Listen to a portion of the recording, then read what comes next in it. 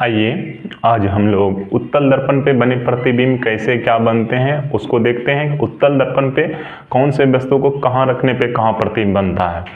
देखिए पहला क्या है, यदि किसी वस्तु को मान लीजिए ये इन्फिनिटी है, ये वक्रता केंद्र है, ये फोकस है, ठीक है। इसको लिख भी सकते हैं ऐसे, जैसे वक्रता केंद्र हो गया, ये फोकस हो गया,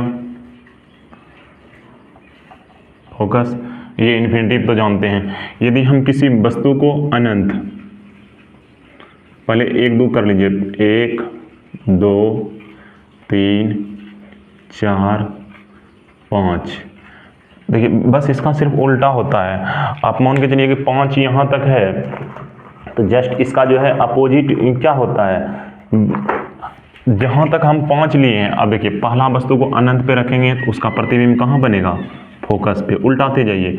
दूसरा वस्तु को जो है अनंत और वक्रता केंद्र के बीच हम रख रहे हैं दूसरा वस्तु को, तो यह जो है चौथा के बनेगा यहाँ पे वक्रता केंद्र और फोकस के बीच में दूसरा, ठीक है। तीसरा प्रतिबिंब देखिए वक्रता, इधर से हम जा रहे हैं इधर से लौट रहे हैं, तो तीसरा वस्तु को यदि हम वक्रता केंद्र पे रख रहे हैं, तीसरा वस्तु का वक्रता केंद्र पे ही बनेगा, क्योंकि 1 2 हो गया तो 1 2 यहाँ से लौट गए, तीसरा यहाँ है, तीसरा यहाँ भी बनेगा।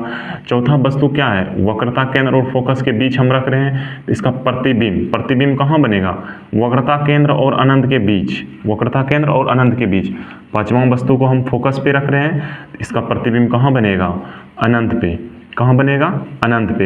एक और होता है छठा, और आप जो है यहाँ फोकस और यहाँ बीच में पोल होता है, फोकस और ध्रुव के बीच में यदि हम रखते हैं छठा को, तो इसको याद रखिएगा, यदि हम यहाँ रख रहे हैं इसका प्रतिबिंब जो है दर्पण के पीछे बनता है।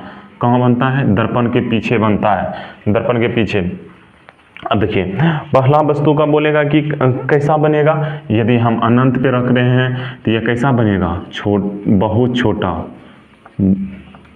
यह जो है बहुत छोटा। दूसरा क्या होगा, छोटा, इसमें बराबर, ये बड़ा, इसमें जो है क्या बन जाएगा, पांचवा में क्या हो जाएगा, बहुत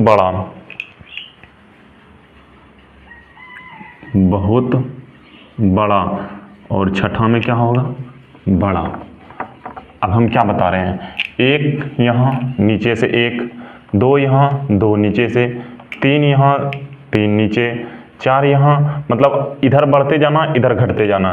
तो पहला अनंत पे, दूसरा फोकस पे इसका प्रतिबिंब, दूसरा जो है अनंत और वक्रता केंद्र के बीच, इसका जो है फोकस और वक्रता केंद्र के बीच, वक्रता केंद्र पे, वक्रता केंद्र और फोकस के बीच, ये जो है वक्रता केंद्र और अनंत के बीच बनेगा।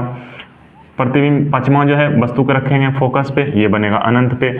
इधर देखिए यदि फोकस पे बनेगा बहुत छोटा, अनंत पे रखेंगे तो बहुत छोटा दिखाई देगा नीचे से। फिर जो है यदि हम अनंत और वक्रता केंद्र के बीच रखेंगे छोटा दिखाई देगा। वक्रता केंद्र पे रख रहे हैं, वक्रता केंद्र पे ही बनेगा बराबर।